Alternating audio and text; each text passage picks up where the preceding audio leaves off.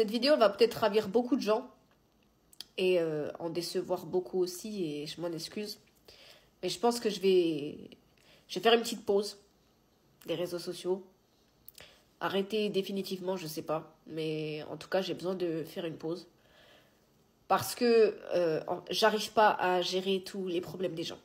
Je suis désolée, j'arrive pas, c'est trop pour mes petites épaules. De base, moi, mon combat, c'est l'injustice. Je déteste l'injustice sous toutes ses formes, la méchanceté gratuite, la nuisance. Je déteste faire du mal aux gens. Je déteste qu'on fasse du mal aux gens, à la planète. De manière générale, je déteste la nuisance.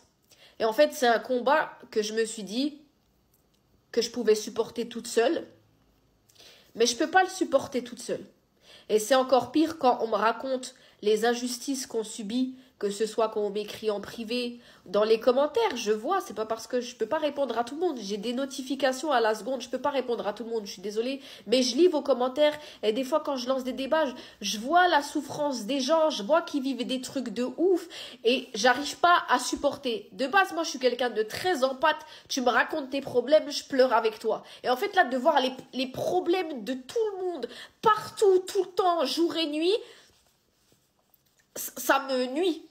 Ça me nuit dans ma vie personnelle, ça me nuit dans ma vie professionnelle, ça me nuit dans ma vie de manière générale. J'arrive pas. Après, je me donne des responsabilités que j'ai pas sur le dos, et après ça me rend ouf. J'arrive pas à vivre normalement ou dans un monde où pendant que je suis en train de faire un TikTok, bah là, il y a une petite fille quelque part qui vient de se faire déposer chez son grand-père et qui va être traumatisée toute sa vie.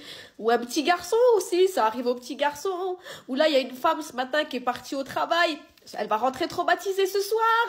Il y a des parents qui vont jamais revoir leurs enfants. Il y a des enfants qui vont être dans des containers, qui vont être vendus à des gens dégueulasses. J'arrive pas à vivre normalement. Alors que c'est pas de ma faute. J'y suis pour rien, je leur ai rien fait à ces gens-là. Mais je n'arrive pas à vivre normalement comme si de rien n'était, alors qu'il y a des gens qui vivent des trucs de ouf et que je peux rien faire. C'est ça qui me rend ouf, c'est que je peux rien faire. Pour ceux qui ont déjà regardé Death Note, moi je m'identifie beaucoup à Light Yagami. Avant qu'il pète un câble et que ça prenne une tournure personnelle. Mais son combat de base à Light, il était très noble. Il voulait éliminer les nuisibles de la planète. Fin, ça s'arrête là. Et moi personnellement, j'ai le même combat. Mais je peux pas mener ce combat toute seule. Je peux pas mener ce combat avec mes petites épaules.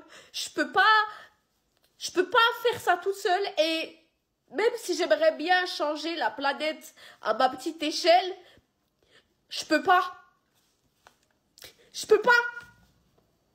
Et en fait, je vous ai dit, voir les problèmes de tout le monde, que ça m'écrit en privé, les commentaires, tout partout, de voir de la misère, de la souffrance partout.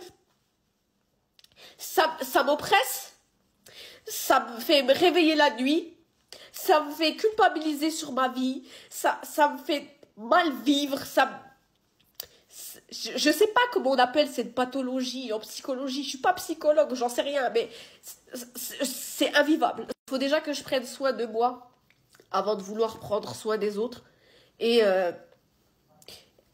c'est pas un adieu, je sais pas, je pense que je vais revenir, Inch'Allah, je sais pas, mais là, j'ai besoin, là, je suis en burn-out, je pète un plomb, je suis arrivée au stade de ma vie où je pleure d'avoir un lit parce qu'il y a des gens qui n'ont pas de lit. Vous voyez ce que je veux dire? Et, encore une fois, même si c'est pas ma faute que des gens n'ont pas de lit, ça me fait culpabiliser d'avoir un lit. Donc il faut que je refasse tout un travail sur moi-même, que j'essaie un petit peu de me détacher, d'enlever des poids de mes épaules, de relativiser, etc. Mais pour l'instant, avec les réseaux, j'arrive pas à faire ce travail.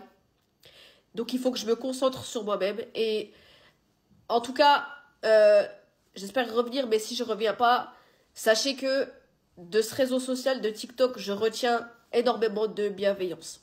Je retiens énormément de bienveillance. Il y a des gens extraordinaires, il y a des gens super.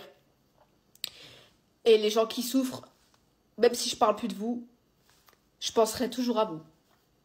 Toujours.